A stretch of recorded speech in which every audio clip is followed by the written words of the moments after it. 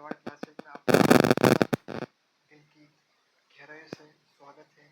आज का सेशन जैसे आपने देखा होगा थंबनेल में, आज का सेशन अपना किस बारे में होगा।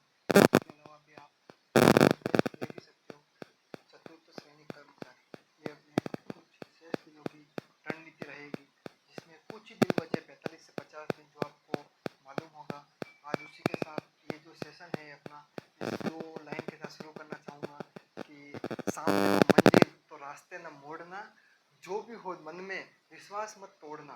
सामने हो मंजिल तो रास्ते मत मोड़ना, जो भी है मन में विश्वास मत तोड़ना। और कदम कदम पर मिलेगी मुश्किलें आपको, क्या कदम कदम पर मिलेगी मुश्किलें आपको, बस सितारे सुनने के लिए जमीन मत छोड़ना। ठीक है, चलो तो सेशन के साथ अंतिम तक बने रहें।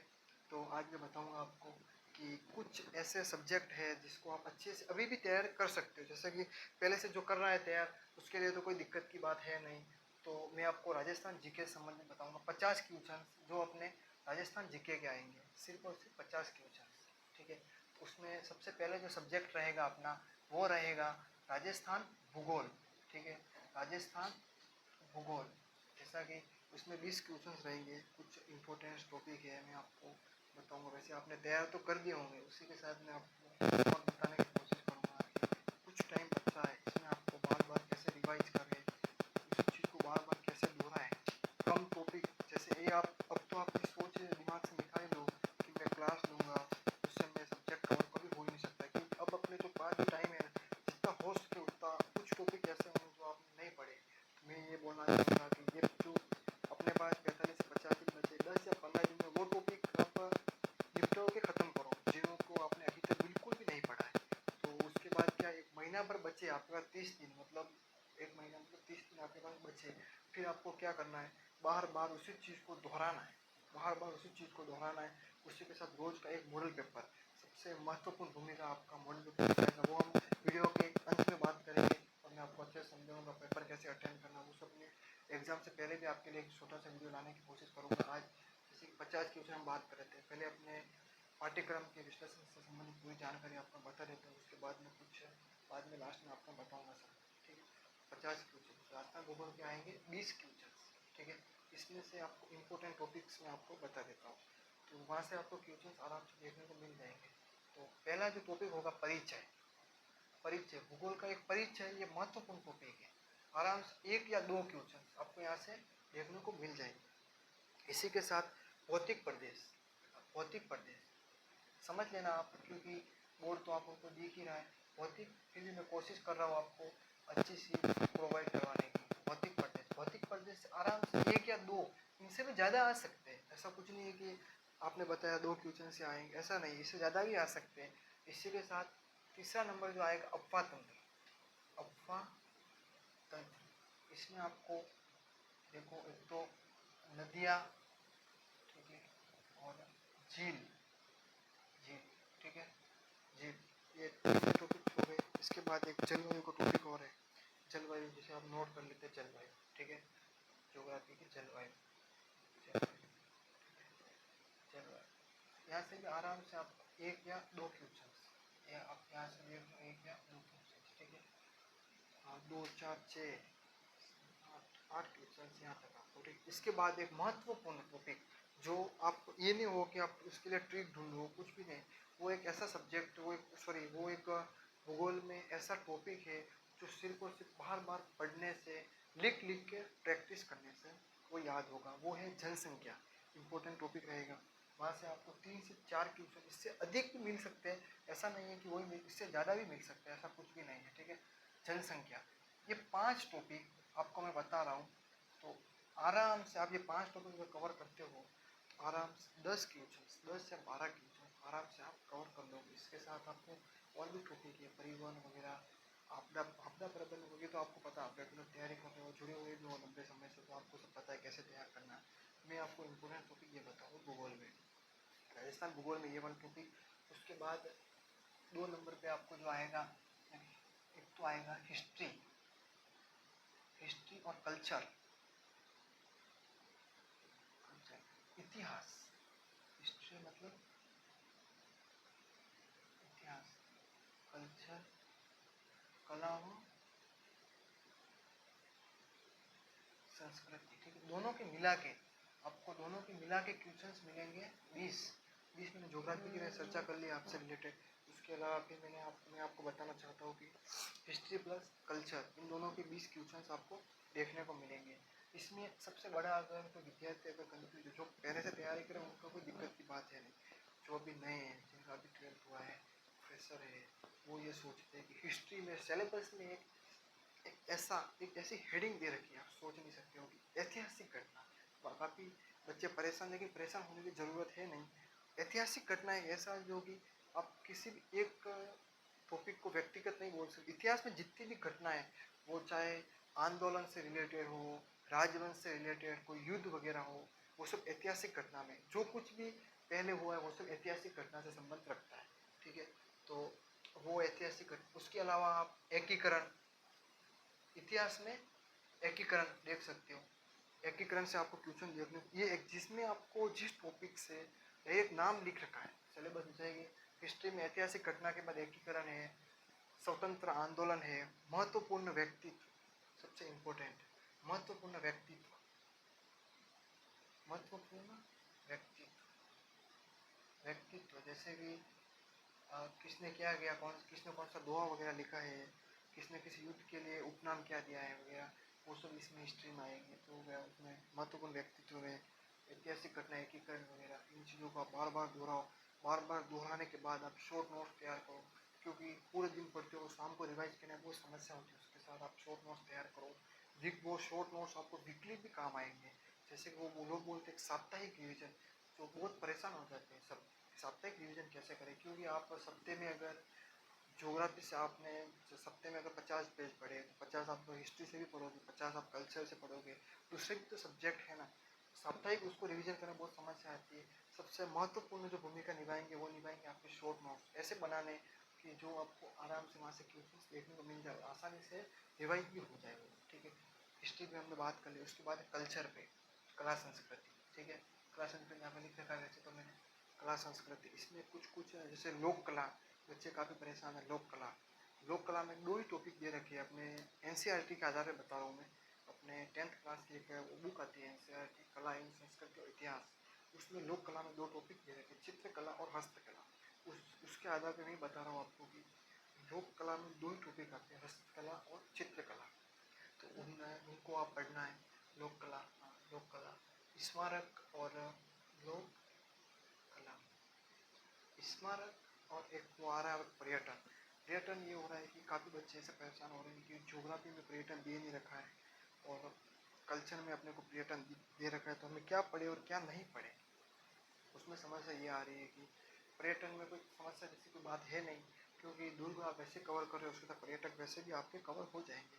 उसके साथ कोई ज़्यादा बड़ा टॉपिक है नहीं पर्यटन वाला, क्योंकि आप आराम से अगर नोट्स बनाओगे किसी भी बुक से बनाओ या फिर कुछ भी, क्लास को लेने की ज़रूरत शायद है नहीं मेरे हिसाब से, तो क्योंकि आपके पास इतना टाइम बचा नहीं है कि आप क्लास वगैरह लोगे।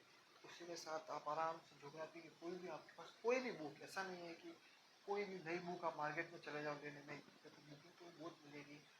सबसे बड़ा एग्जाम में रोल रहेगा आपका रिवाइज। आप रिवाइज कैसे कर रहे हो, आप पढ़ कैसे रहे हो, ठीक है, वो चीज़ महत्वपूर्ण भूमिका रहेगी आपकी। तो आप एक बार वो पर्यटन वाले नोट्स बना देना, तो दिक्कत की बात है नहीं। टॉपिक उसमें नहीं, लेकिन इतिहास में दे रखा है तो क्या पता क्वेश्चन आ सकता है। क्यों, अपने को तो वो जो सिलेबस अपने बोर्ड ने जारी कर रखा है, तो उसके आधार पर अपने को तैयारी करनी, पाठ्यक्रम के आधार पर पर्यटन के नोट्स आप बना देना।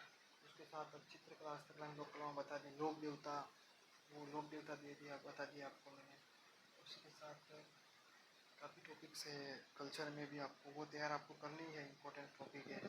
उसी के साथ फिर आप आगे बात करते 50 पे, उसके बाद 40 नंबर तक तो हम यहाँ पर पहुँच गए।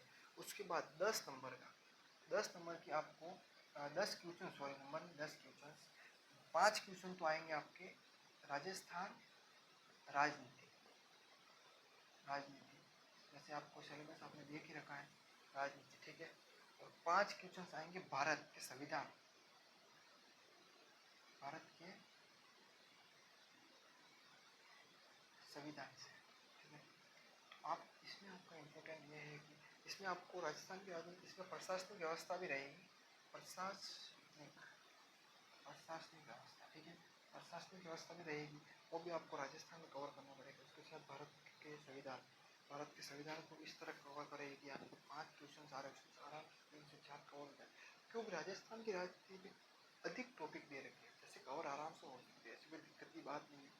लेकिन अपने को तैयारी स्मार्ट करनी, स्मार्ट स्टडी जिसको बोलते हैं, अपने पाठ्यक्रम को सबसे पहले खंडवर करो, जैसे कि तोड़ो, वैसे कहाँ से क्या है, कहाँ से क्या कवर करना है, क्या मुझे कहाँ से बार बार कंफ्यूजन उत्पन्न ना हो।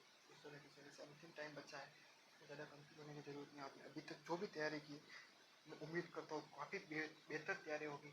सबसे पहले अपने पाठ्यक्रम, जो आपके पास मटेरियल है उस पर भरोसा रखें, अपनी तैयारी पर भरोसा रखें। आत्मविश्वास, सेल्फ कॉन्फिडेंस सबसे बड़ी चीज़ होती है। आप अगर अंदर का विश्वास ही अगर आप पे नहीं हुआ, खुद का विश्वास, अंतरात्मा अगर ये बोल देगी मेरे से नहीं होगा, तो फिर मुश्किल ही है, पॉसिबल रहेगा नहीं। इसलिए सबसे पहले सेल्फ कॉन्फिडेंस सबसे बड़ी चीज़ है। उसके अलावा इसमें बात करते हैं, संविधान आप अच्छे से तैयार कर लो। संविधान आप आराम से नोट्स वगैरह तैयार किए होंगे वैसे तो, आप उससे बार बार दोहराओ। संविधान बड़ा टॉपिक नहीं है, 20 से 25 पेज में आराम से हो जाएगा, आराम से आप कर सकते हो संविधान। ये आपका हो गया 50 क्वेश्चन से रिलेटेड। और 50 क्वेश्चन की एक और प्लानिंग बताता हूँ आपको। ये 50 में आपको एक तो आएगा हिंदी, ठीक है, हिंदी के बारे में आपको बता दूंगा हिंदी कैसे तैयार करने है। हिंदी के 20 क्वेश्चन आएंगे। 2 नंबर पे आएगी अंग्रेजी। बच्चे देख के ऐसे लगता होगा अरे अंग्रेजी कहाँ से आ गया, क्यों, अंग्रेजी सब डरते भी है। अंग्रेजी 50 क्वेश्चन, ठीक है, काफ़ी लोगों ने इसको छोड़ भी दिया होगा, लेकिन मैं बता दूंगा इसको कैसे कवर करना है। कम टाइम में आप आराम से इसको अच्छे अधिकतम अंक कैसे प्राप्त कर सकते हो, वो भी बता दूंगा मैं आपको अंग्रेजी में वगैरह। हिंदी की बात करते हैं, सबसे पहले व्याकरण, जिसमें व्याकरण में कुछ हिंदी की टॉपिक है। व्याकरण से बहुत बड़ा व्याकरण दे नहीं रखा, अच्छा सिलेबस पाठ्यक्रम बहुत ही शानदार दे रखा है। उसमें व्याकरण में ये है आपका कि संज्ञा, सर्वनाम, क्रिया विशेषण, उसके बाद अगर आप आगे देखो पर्याय, प्रत्यय, उपसर्ग, काल वगैरह, ये 5-7 टॉपिक है। तो इसको आप क्या को डिवाइडेड करो, जैसे कि बार बार आप रिवाइज कर ही रहे हैं, तो संज्ञा और सर्वनाम आराम से एक दिन में दोनों टॉपिक आराम से 35 से 40 मिनट में आप आराम से कवर कर सकते हो, आराम से पढ़ भी सकते हो, ठीक है। तो वो एक एक दिन में बांटो, जैसे 6-7 टॉपिक है 3 दिन में, उसको तो 3 दिन में आराम से करो। जैसे कि काल थोड़ा बड़ा लगता है आपको, तो काल एक दिन पढ़ो। तो उसके साथ बाकी जो टॉपिक है आपके पीछे वाले, जैसे कि बड़े जो आपको लगता है बड़ा, लेकिन बड़ा कुछ भी नहीं होता जीवन में। आराम से व्यक्ति के सामने हर चीज़ छोटी होती है, बस व्यक्ति के नज़रिए का फर्क होता है सिर्फ और सिर्फ। उसके साथ में आपको टॉपिक बताऊंगा हिंदी में कि विलोम शब्द, पर्यायवाची हो गया, मुहावरे हो गया, लोकोक्तियाँ हो गया, शब्द शुद्धि, वाक्य शुद्धि, तत्सम, तद्भव, देशज, जैसे विदेशी वगैरह, ये जो शब्द है इनको क्या करना है आपको कि डेली के 10-10 शब्द, जैसे 10-10 शब्द डेली, जैसे कि 10 आपने पर्यायवाची लिए, 10 विलोम शब्द वगैरह, इनको डेली पढ़ना है। ऐसा नहीं कि एक ही दिन में पूरा पर्यायवाची पूरा खत्म करने की कोशिश करो, वो पॉसिबल है नहीं। अगर आप जबरदस्ती उसे मतलब नहीं आज तो मैं किसी भी हालत में विलोम शब्द पढ़ के रहूँगा, तो आप पढ़ लोगे, उससे कोई दिक्कत नहीं, लेकिन आपको परिणाम एग्जाम में प्राप्त होगा नहीं, ठीक है। इसलिए आपको डेली के 10 और शब्द शुद्धि के सबसे बेटर तरीका बताता हूँ मैं, वाक्य शुद्धि और शब्द शुद्धि से। कि सबसे पहले आप क्या करो, आप बुक उठाओ, बुक से उसको बोलो, बार बार बोल के एक बार आप 10 शब्द आपने शब्द शुद्धि के 10 शब्द आप बोलो, मोबाइल में रिकॉर्ड कर लो, फिर बुक को बंद कर लो, फिर मोबाइल का वो रिकॉर्डिंग चालू करो, फिर आप नोटबुक में उसको नोट करो, कोई शब्द लिखा नोट करो, 10 शब्द आपने लिखे, फिर रिकॉर्डिंग बंद करो, फिर बुक उठाओ, जो शब्द आपने बोले थे, क्या क्या कौन से शब्द में आपको गलती हुई है, उस शब्द में आप सुधार करो, या फिर उस पर कोई रेड पेन से वो एरो वगैरह लगा दो कि आपको ध्यान रहे कि दूसरी बार वापस दूसरे दिन पढ़ो। सबसे पहले उन शब्दों को वापस दोहराओ आप, उससे आपको शब्द वगैरह वो शब्द शुद्धि वगैरह वो आपके वहाँ से कवर हो जाएगी आराम से। उसमें पत्र लेखन है, पत्र लेखन वगैरह अगर आप क्लास लेने लग जाओगे तो मिनिमम आप मानकर 3 से 4 क्लास होगी, और वो आपका परिणाम वैसे भी आपका टाइम खराब करेगी, ये निश्चित ही मैं बता सकता हूँ। बाकी आपकी अपना व्यक्तिगत अनुभव रहेगा कि आपको क्या करना है वो, बाकी मैं अपना अनुभव बता रहा हूँ कि पत्र लेखन अच्छा टॉपिक भी है, और आराम से एग्जीक्यूशन देखने को मिलेंगे, क्योंकि हम जो तैयारी कर रहे हैं वो अपने को कर्मचारी, वो चतुर्चयनित कर्मचारी है, उससे संबंधित अपने को पता कोड वगैरह वगैरह, तो उसमें पत्र लेखन की आवश्यकता आपको रहेगी। तो पत्र लेख जैसे कि उसमें प्रशासनिक व्यवस्था से रिलेटेड है, तो आपको रहेगा उसकी आवश्यकता। तो उसमें क्या करो आप, सबसे बेस्ट हिंदी की जो बुक बताता हूँ मैं आपको कि 9th से ट्वेल्थ तक की एनसीईआरटी की जो बुक आती है उसको एक बार आप देखना अच्छे से, सभी एग्जाम्पल उसमें आराम से आपको मिल जाएंगे। ऐसा नहीं, सब कुछ उसमें बिलोंग सब्जेक्ट पे आए वहाँ से सभी सभी वो बुक जब तक आप अच्छे से पूरी नहीं पढ़ सकते हो तो उसके अलावा आप नया डेटा मत उठाओ। जो आपके पास है ना उसे बार बार पढ़ो। ऐसा नहीं आज उसमें से 10 विलोंग शब्द पढ़े, कल आप मार्केट में जाओगे दूसरा कुछ लेके आ जाओगे, या फिर किसी कोचिंग से आप कोई पीडीएफ आपको प्रोवाइड करवाए, पीडीएफ प्रिंट आउट करवा के आप उसको पढ़ोगे, फिर वो क्या व्यक्ति कंफ्यूज होता है। और कंफ्यूजन कभी व्यक्ति का दूर नहीं होता है, हमेशा खुद से दूर करना पड़ता है उसको।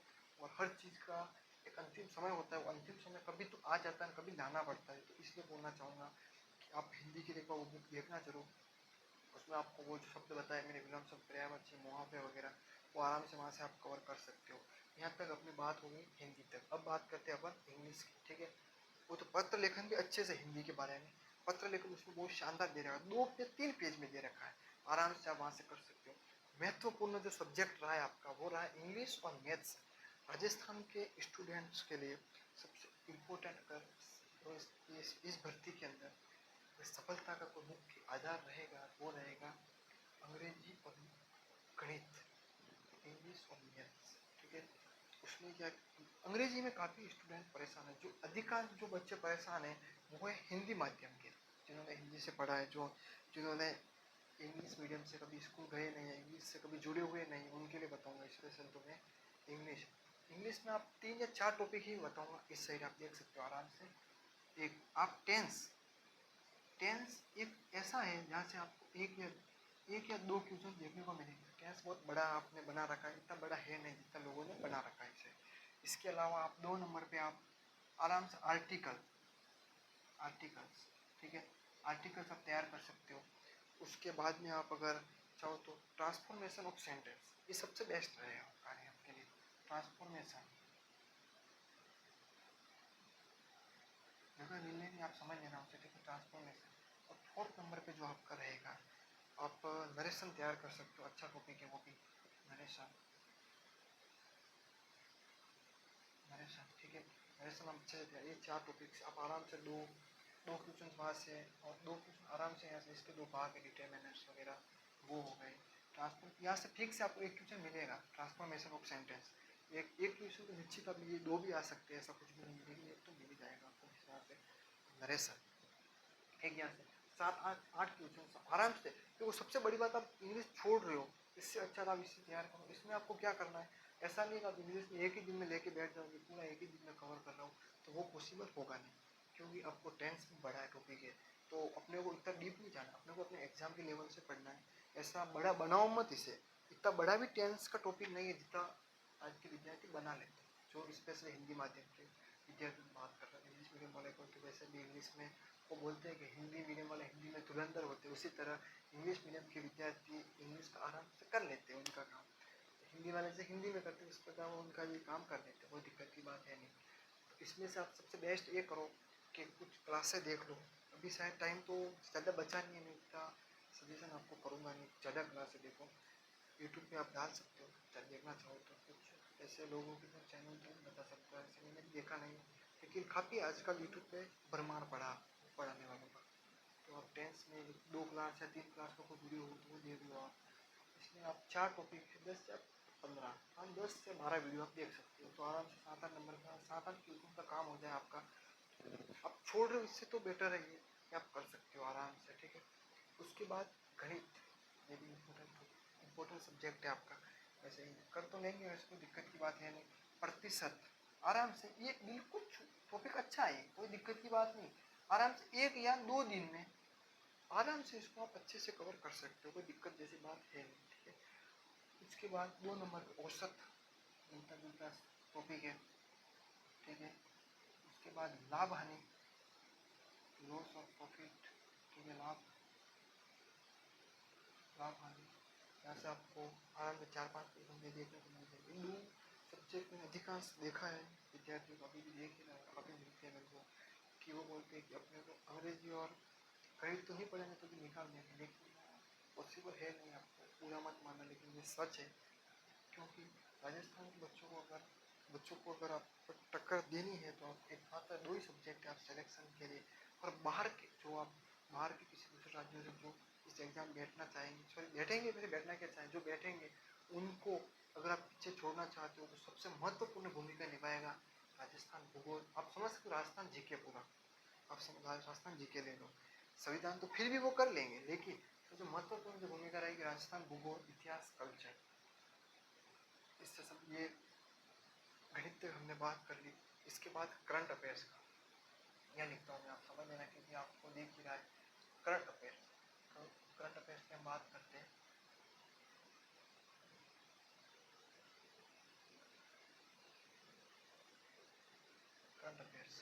करंट अफेयर्स के लिए सबसे बड़ा, सभी के लिए डाउट है वैसे तो, लेकिन मैं डाउट रखना नहीं चाहते, रखना चाहिए भी नहीं। वैसे विद्यार्थी को जो भी डेटा मिले उसको बार बार दोहराओ, क्वेश्चन मिल जाएंगे, कोई दिक्कत की बात है नहीं। अगर आपने जो पढ़ा उसमें से मिला, एक ही चीज़ दिमाग में रखो आप हमेशा कि किसी को नहीं मिलेंगे क्वेश्चन, अगर आपके सही में किसी के नहीं होगी, एक चीज़ दिमाग में रखिए, बुक को बार बार दोहराओ, उस मटेरियल को बार बार दोहराओ। करंट में देखो, ज़्यादा तो मैं सजेशन करना नहीं चाहूँगा, ना क्लास के लिए बोलूँगा, ना मैं किसी बुक का मतलब ये बोलूँगा कि आप वो बुक ले लो। मैं किसी भी मार्केट में किसी भी कोचिंग की बुक या किसी भी लेखक की बुक ये नहीं है कि आप उसको ले लो, कि किसी का भी एड ना नहीं देना चाहूँगा, मैं वो बताना चाहूँगा वही बुक लो। जैसे मैं एक बुक यूज़ कर रहा हूँ, सुना भी है तो मैंने भी सुन के ली, मानक,